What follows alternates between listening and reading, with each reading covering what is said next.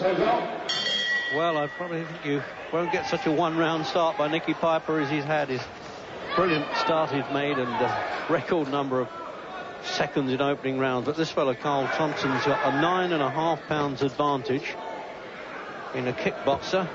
Turns southpaw frequently.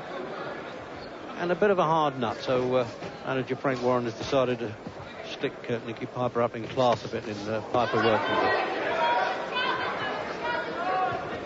He's a very solid-looking cruiserweight. He carries his weight well. There's no flab on this fellow. Superb condition. This fellow's going to be a test for Piper.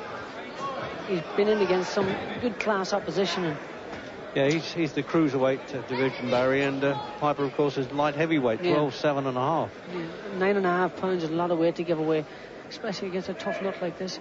He's got to read the anagram on his trunks. Actually, that's the Thai kickbox that he has there, and his real name of Adrian. He was out for a while, actually. He had a bit of eye problems and microsurgery, apparently, and had it fixed, Thompson. He's teeing off with some good right hands on Piper there. They really are damaging looking punches. Piper's got to watch this. They just try and keep him at bay with that snappy, sharp jab of his. Tee off with the right hand. It's a question. This guy's a solid puncher. The last time he had a Mancunian in with him, he only got a draw, actually, Nicky Piper, with Maurice Coeur. That was at St Albans.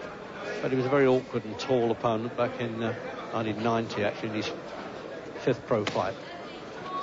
He's now had 11 and won 10, and he's won all those 10 inside the distance.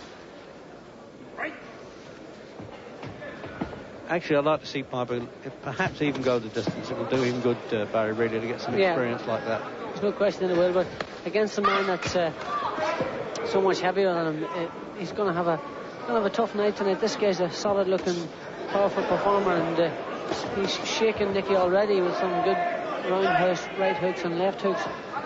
Nicky's got to start teeing off on him. Best means of defense is attack. He's got to start throwing punches at him, keep him at bay. He lost his last fight, actually, Thompson. That was in Monte Carlo, but decent ranked fighter, a fellow called Yoey Davis. Yeah, I just watched Davis fight for one of those intercontinental titles against Frank Tate, who's, remember, as being the former world middleweight champion. That would be a good performance to go the distance with. And not only is he fancy going the distance with this fellow, Barry, he's looking to lick him as well, isn't he? Yeah, for sure. He's hurting Piper there, and hurt him with a few right hands around the side. He's such a snappy puncher, though, Piper. He turns that left hook in. Well, all it takes is one whack from him. He can put anybody's lights out. He's such a snappy, sharp hitter. Well, what a relief. It's actually gone the first round now with the Nicky Piper fight.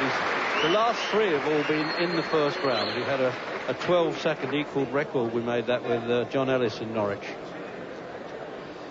So there's the rundown for Piper. As I say, he's tall really for a light heavyweight, 6'3". I mean, a lot of heavyweights haven't been like that, including Rocky Marciano. And that one draw with Maurice Coeur from Manchester at St Albans. Good amateur record as well. Won the ABA championship in 3 or 4 attempts, as I remember, in '89. And there's Carl Thompson, as he's called.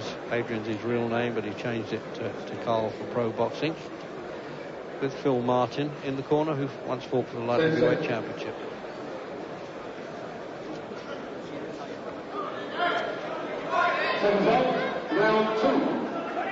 Out for the second round then, scheduled for 8.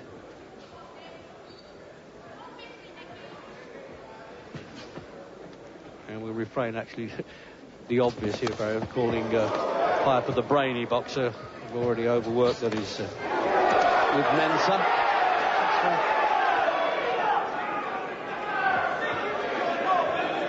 He's staying cool under fire, though, Piper. I like that. This is a strong guy he's got in front of him, and he's handling him quite well, really.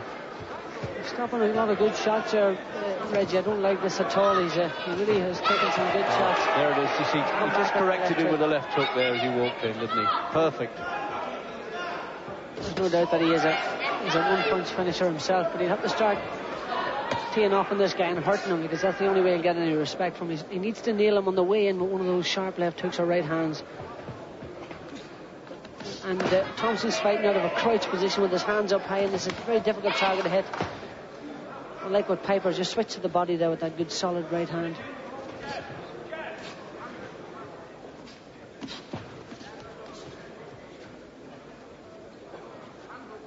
No point in Piper trying to push this fellow up. It's that 9.5 pounds will really show at this weight.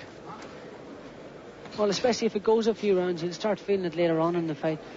Just got to keep off him and snap the jab and pop him as he comes forward. And move his head, because he's been tagged quite a few times there. And Thompson's had a lot of success. He's not rolling the head enough, I don't think, Piper. Being ultra critical, probably. What can you do with the wins that he's had? He's doing whatever he does, he's doing well. That's the sort of thing he's got to do there. Double up to the body, to the head, and smack that right hand right down the pipe.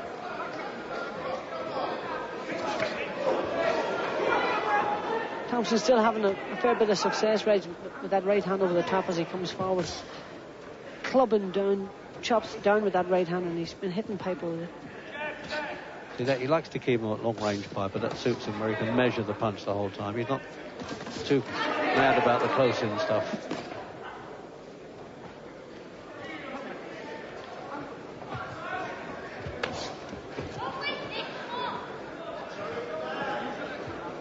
Hasn't been as sharp as normal recently, Reg. But this is only the start of the season. He's had 3 months rest, so that could be the reason. But he's and the gum shield came out there as well. Gum shield came out there. Is that? I thought they had to. I thought they had to stop it, didn't they? They should have done. And he's doing it now. He's waiting for the appropriate moment, actually, the referee, to return the gum shield. I think they don't have to do it that instant, Barry. And Mike Jacobs is just giving it a wash and making sure it goes back.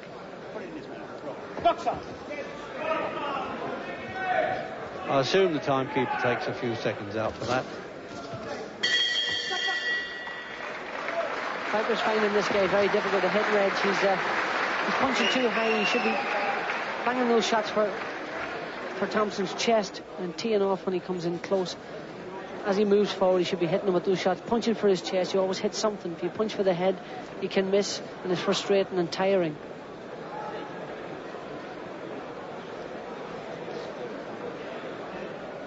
Well, it's a bit unusual for his gum shield to come out there.